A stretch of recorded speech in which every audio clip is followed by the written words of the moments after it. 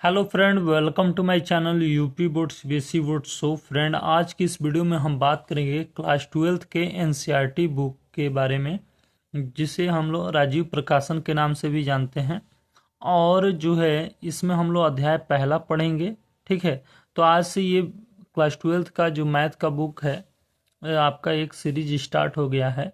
ठीक है, तो आप वीडियो को शुरू से लेकर के अंत तक देखिएगा। अगर वीडियो अच्छी लगेगी तो प्लीज़ लाइक कर दीजिएगा।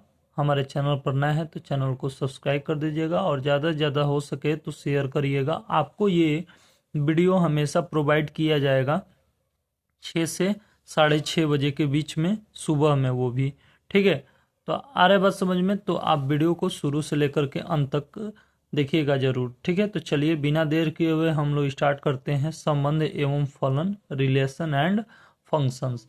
ठीक है, इसमें बच्चों को बहुत ज़्यादा दिक्कत होती है, तो मैं आपके लिए शॉर्टकट ट्रिक्स लाया हूँ जिसको आप आसानी से समझ भी सकते हैं और आसानी से करेंगे भी। ठीक है, आ रहा है बात समझ में? तो चलिए हम लोग इसका थोड़ा सा इंट्रोडक्टरी लेक्चर देख लेते हैं, जो कि आपके लिए बहुत ज़्यादा हेल्पफुल होगा। यानी कि इंट्रोडक्शन जानना जरूरी होता है ताकि आपको हर क्वेश्चन को करने के लिए मदद मिले। ठीक है, तो चलिए हम लोग इंट्रोडक्शन देखते हैं पहले। देखिए, ये रहा आपका संबंध एवं फलन। ठीक है, आपको जो है एक इसमें समुच्चय दिया रहेगा। ठीक है, आ रहा है बस समझ में? मान लेते हैं कि माना एक आपको समुच्चय दे देगा। ठीक है, ए। ठीक, जैसे 1 2 3। ठीक है, आ रहा है बस समझ में? इसी समुच्चय से अगर हम लोग 1 × a निकालेंगे तो ये हमारा बन जाएगा। देखिए, 1 का a में गुणा करेंगे तो यानी कि 1 1 लिखेंगे। फिर 1 का 2 में गुणा करेंगे तो 1 2 लिखेंगे। 1 का 3 में गुणा करेंगे तो 1 3 लिखेंगे।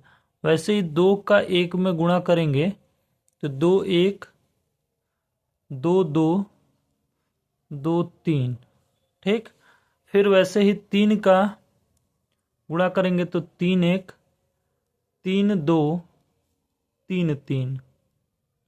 ठीक है, यह आपका एक समुच्चय से a × a निकल करके आ गया।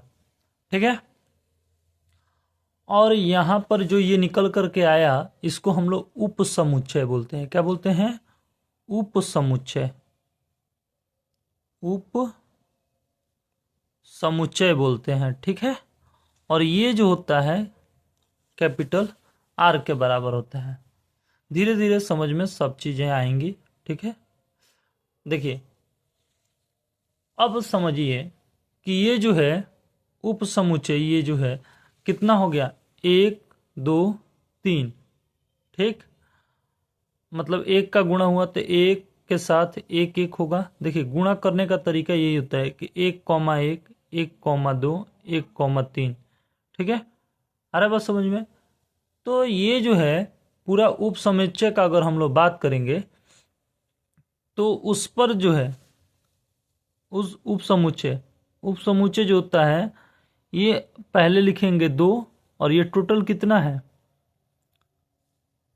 9 है। तो 2 के घात कितना हो जाएगा? 9। यानी कि a × a का उप समुच्चय जो आएगा हमें 2 के घात 9 के बराबर मिलेगा, यानी 512 होगा। ठीक है, आ रहा है बस समझ में? और ये सब समुच्चय जो दिया गया है, ये जो है a × a का प्रत्येक उप समुच्चय जो दिया गया है ये, ठीक है, ये 512। ठीक है, ये संबंध कहलाता है। अब देखिए, ये समझे। अब देखिए यहां से अगर मान लेते हैं इसी में से आपको पूछ देता है स्वतुल्य।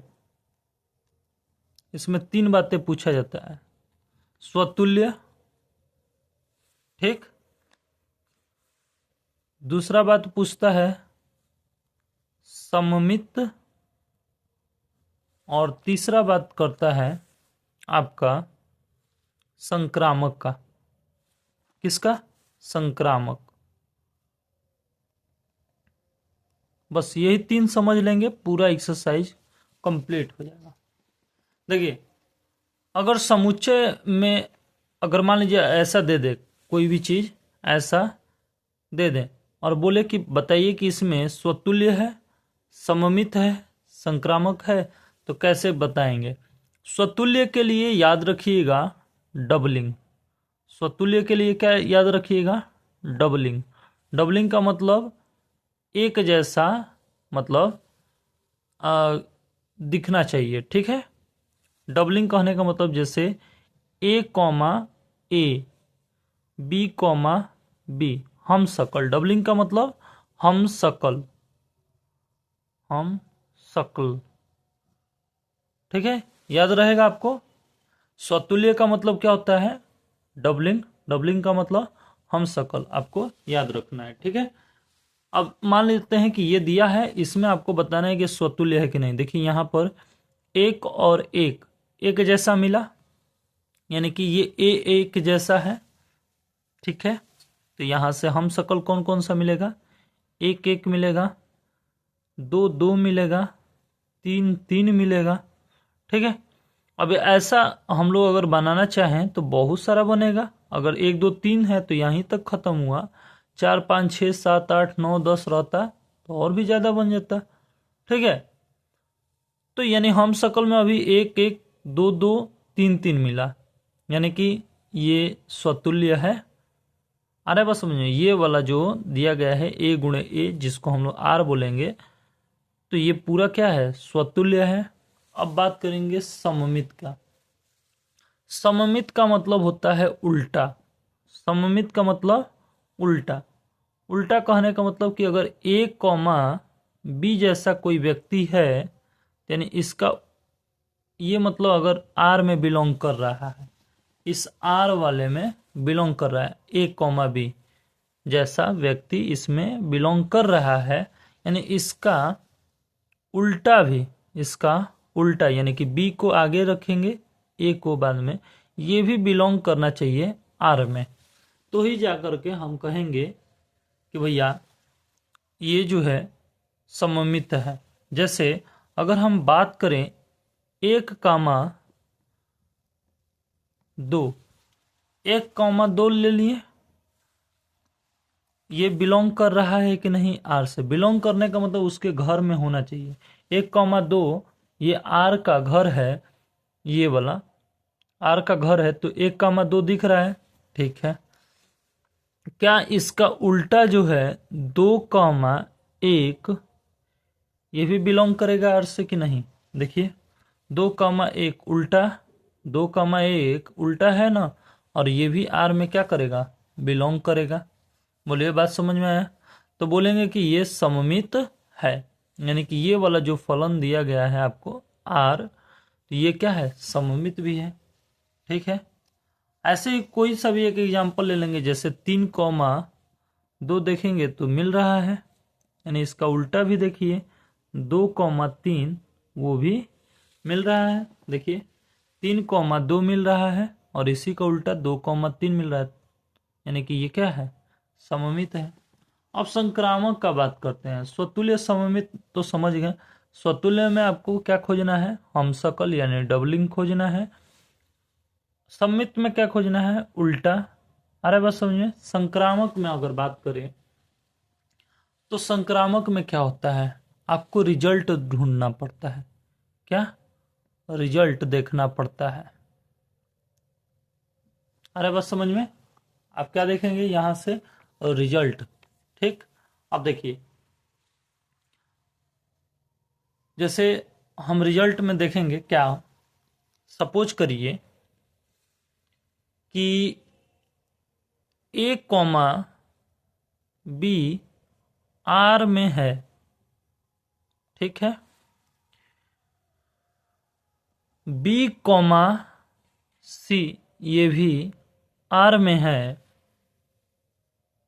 तो सी कॉमा ए भी आर में होना चाहिए। अभी समझ में नहीं आया होगा आपको। अभी देखिए, अब हम एक सपोज करते हैं कि ये एक स्टेशन है और एक ये स्टेशन है, ठीक है। मान लेते हैं ये जम्मू कश्मीर से कन्याकुमारी के लिए ट्रेन जा रही है। कहाँ से जा रही है? ये जम्मू कश्मीर से कन्याकुमारी तक ट्रेन जा रही है, ठीक। ज़्यादा दूर हो जा रहा है, थोड़ा पास में लेते हैं। जैसे मुंबई से दिल्ली और दिल्ली से आगरा, ठीक है। चलिए ये मान लेते हैं ये मुंबई है, मुंबई से दिल्ली गए, ठीक है। मुंबई से दिल्ली और फिर दिल्ली से आगरा गए। आ रहा है बस समझ में? देखिए मुंबई से गाड़ी अगर खुल रही है तो वो दिल्ली जा रही है। अब गाड़ी दिल्ली से खुलेगी कि मुंबई से खुलेगी? तो बोलेंगे कि दिल्ली से ही खुलेगी। सपोज करिए अगर मान लीजिए ये मुंबई है, ये मुंबई है, ये दिल्ली है और ये आगरा है। अगर गाड़ी मुंबई से खुलेगी, दिल्ली आ गई, तो फिर स्टार्ट कहाँ से होगी? दिल्ली से होगी। और कहाँ जाएगी? आगरा जाना है तो दिल्ली से ही खुलेगी और फिर कहाँ जाएगी? आगरा जाएगी। आ रहा है बात समझ में? यानी मुंबई से खुली, दिल्ली गई, फिर दिल्ली से खुलेगी तो कहाँ जाएगी? आगरा जाएगी। ये नहीं कि फिर से मुंबई से खुलेगी, नहीं, मुंबई से दिल्ली आ गई, ठीक। अब रुकेगी, फिर यहीं से खुलेगी गाड़ी। यानी कि मुंबई से दिल्ली आ गई और फिर गाड़ी यहीं से खुलेगी। यानी कि ये जो है दोनों में कॉमन पॉइंट है। यानी कि ये क्या होना चाहिए? हमेशा सेम होना चाहिए। हमेशा क्या होना चाहिए? सेम होना चाहिए। फिर रिजल्ट जो मिलेगा हमको ए से सी मिलेगा। यानी हम मुंबई से कहाँ आ गए? आगरा आ गए। आ रहा है बस समझे? यानी कि रिजल्ट हमारा क्या मिला? ए कॉमा सी, यानी सी कॉमा ए वही है। इसको आगे लिख दिए हैं, ए लिख लीजिए, इसको सी लिख लीजिए। आ रहा है बस समझ में? तो ए कॉमा सी भी क्या होगा? बिलोंग करेगा आर से। यानी कहने का मतलब ये है कि देखिए मुंबई से दिल्ली, फिर दिल्ली से आगरा, यानी कि मुंबई से हम कहाँ आ गए? आगरा।